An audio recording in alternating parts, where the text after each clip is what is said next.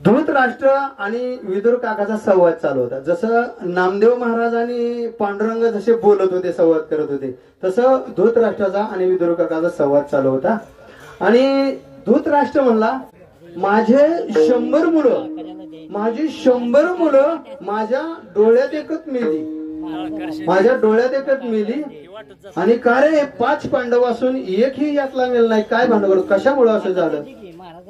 मग त्यावेळेस त्या विदुर काकांनी सांगितलं गेलं, महाराज म्हणला, तुमचा हा 22वा जन्म आहे, तुमचा 22वा आता हा जन्म आहे. माणसाचे 22 जन्म झाले होते धृतराष्ट्राचे, आणि तुमच्या 14व्या जन्मामध्ये तुम्ही एक राजा होता, आणि तुम्ही शिकारीसाठी गेला, आणि शिकारीसाठी गेल्यानंतर तुम्हाला समोर हरिण दिसलं, आणि त्या हरिणाच्या पाठीमागं तुम्ही धावू लागला, आणि त्या हरणाच्या पाठीमागं बाण लावत तुम्ही त्या हरणाच्या पाठीमागं धावू लागला.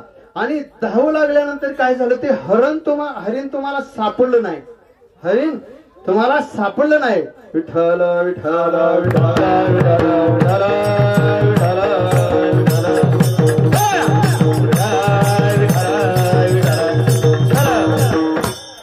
हरिण तुम्हाला सापडला नाही. त्यावेळेस तुम्ही सर्व ताकद लावली, आणि ताकदीच्या बळावर काय केलं, बाण मारला, आणि त्या बाणाच्या समोर काय झालं, हरिणानं चुकवून घेतलं, आणि बाण लागला त्या झाडाला, आणि झाडाला लागल्यानंतर ज्या वेळेस बाण मारलं त्यावेळेस हरिणी मरत होतो ह्याच्या आधी, आणि बाण जर मारला तर केवढंही मोठं झाड असेल ना तर ते झाड पडत होतं.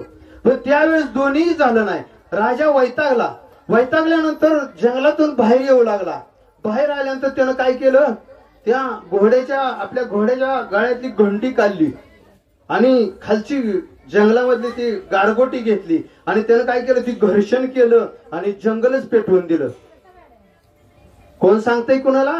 विदुर काका धृतराष्ट्राला सांगताय की तुमच्या 14व्या जन्मामध्ये तुम्ही ते जंगल पेटवलं. जंगल पेटवल्यानंतर काय झालं, जे प्राण्यांना ज्या पळा येत होतं, ज्या पक्षाला उडाय होतं ते निघून गेली, ज्यांना सरपटा येत होते ते बिळामध्ये गेली, ज्यांना जाता येते ते उडून गेली, पण जे राहिले ते सर्व जळून खाक झाली. त्या जंगलामध्ये एक सर्पिणी होती, भली मोठी सर्पिणी होती, आणि तिनं नुकताच आपल्या बाळांना जन्म दिला होता, आणि बाळांना जन्म दिला होता. तिला 100 मुलं झाली होती. पिले किती होती? 100 पिलं होती, आणि त्या पिलांना घेऊन ती काय आपल्या बिळामध्ये बसली होती, आणि ते जाळाचा भडका आला, वनवा यायला लागल्यानंतर तिनं काय केलं, आपल्या खाली मुलं घेऊन त्याच्यावर मान ठेवली, पिटोळ घातली, 100 मुलं खाली ठेवली, आणि मान त्या पिलावर ठेवली. परंतु तेवढ्यामध्ये पण तो झाडाचा भडका तिच्या तोंडाला शोषण आहे, पिलाला लागायला लागला, बिळामध्ये होती. तेवढ्यामध्ये तो भडका पण ऐक नाही, काय करावं. नंतर तिनं शेवटी त्याने विचार केला की आपण जर जगलो तर परत नंतर पिलं होतील, पण आपणच मेलो तर काय करायचं. म्हणून तिनं काय केलं, ते अग्नीचा भडका चालू होता, जाळ मोठा चालू होता, तेवढ्यामध्ये बिळातून उडी मारली, आणि उडी मारल्यानंतर पळून गेली.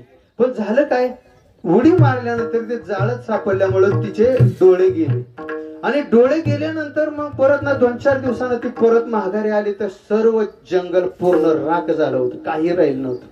आणि आल्यानंतर मग जिथं हे बीळ होतं त्या बिळामध्ये आले, तिनं ती डोळे गेले होते, जिबीनं ते चापसून पाहिल्यानंतर मग ते मनका त्या सापांच्या पिलांचा हाताला यायचा, त्यानं ते तोंडामध्ये घेतला, जिबीने चापसून पाहिलं, तिला खात्री पटली की आपलीच मुलं आहेत सर्व जळून गेली. त्यावेळेस तिनं शाप दिला की जो कोणी ह्या जंगल पेटवून दिला असेल त्याच्या डोळ्यात एकच मुलं सर्व मरून जातील. तिनं त्या सर्पिणीनं शाप दिला, आणि शाप दिल्यानंतर तो शाप 14व्या जन्माचा आता 22व्या जन्मापर्यंत अजून तसाच होता. हा विदुर काका धृतराष्ट्राला सांगतात तो शाप होता असाच. म्हणून तर तुमची धृतराष्ट्राला विदुर काका सांगतात की म्हणून कौरवाची 100 मुले, पांडव किती होती? 5 पांडव होते, पण ते निकावाळ्या पाचोळ्यावर कोणी पाय दिलं नाही पांडवांनी, म्हणून ते पांडव वाचले. पहा ते पांडव अखंड वनवासी, परी त्या देवासी आठविती, ते अखंड देवाचे चिंतन करत होती. परंतु हे जे कौरव होते तो दुःशासन, दुर्योधन आपली संपत्ती आपलीच आणि दुसऱ्याची संपत्ती पण आपलीच असे म्हणणारे दुर्योधन होते, दुसऱ्यावर वाईट नजरा करणारे दुःशासन होते. ही 100च्या 100 मुलं मेली. ह्या 14व्या जन्माचा शाप आहे.